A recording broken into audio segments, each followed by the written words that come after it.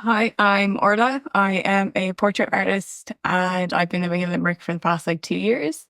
But I'm originally from Balladreen, which is like Mayo, Roscommon area.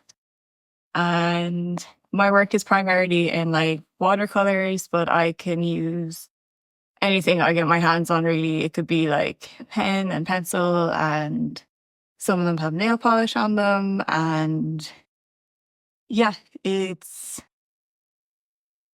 very, very colorful and very, very people centered because I love people, I love portraits. And about 3 years ago, I found out that I'm autistic. So I have been using my art to break down stereotypes surrounding autism and to raise money for autism charities. And yeah, I'm very proud of my work. So the most important element would be people. As I said before, I love people.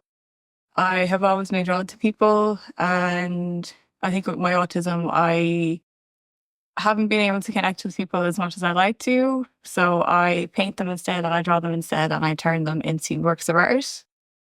And when it comes to color, I try to just choose maybe three or four colors that kind of work really well together. And I work in layers because I'm working with watercolors, and I usually leave the face until last because that's the centerpiece of my artwork.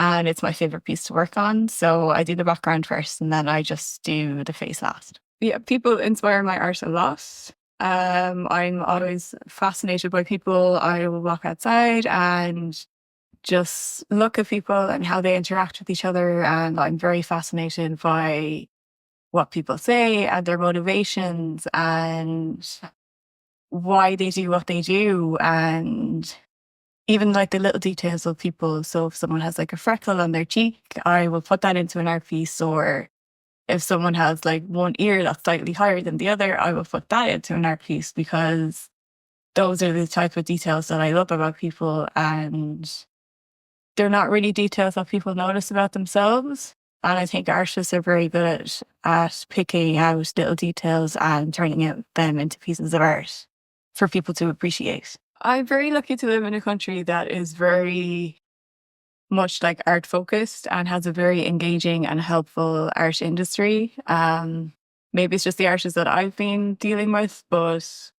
I find that I can just go and talk to artists. And if I'm feeling down about my work, they are very helpful at kind of building me back up and helping me in the way that I needed to. And sometimes just talking to another artist helps because there is a lot of fear and doubt when you are an artist, especially if you're just starting out.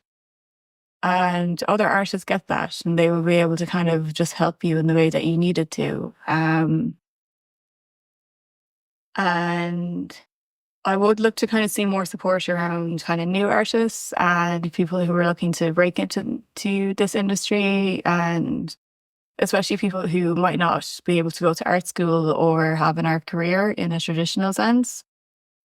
But yeah, I'm very lucky to live in a country where there is such an amazing art industry, and I'm very excited to see where it goes. Honestly, I'm not really sure what comes next. I think just kind of getting myself out there as much as I can and doing art markets and social media and just talking to other artists. And I'm not sure where I'm going to go with my art career, but I'm very excited to see where I'm going because I think there's a lot of opportunities out there.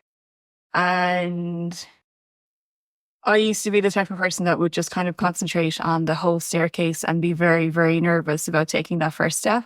But I think one of the things about being an artist is that you just have to get yourself out there and take that first step and then take another step and another step. And your small goals will kind of work with you more than kind of like your bigger kind of goals. So yeah, I'm very excited to kind of see where I can take this work and what I could do with it. And I think it's a very exciting time to be an artist in Ireland.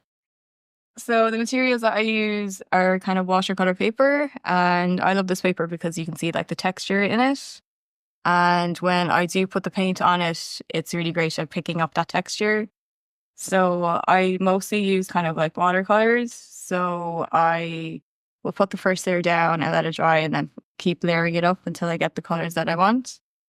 I always start with like the sketch of the face, and I will kind of like write out kind of what colours that I want to use and where to put them. And once I get the kind of layers built up to where I wanted to, I will then go in with like kind of pencils, or I will go in with like kind of like there's nail polish on this one, so you can kind of see the light that it kind of shines and glitters. And yeah, I think just the paper that you use and the materials that you use make a really big difference. I have like t-shirts and bags with my art on it, just because I know that some people might not want like an art print, and they might see like a really cool t-shirt with an art piece on it and kind of want that instead. And yeah, I think it's a really cool way of getting like a custom piece of art that you could not get it in a shop anywhere.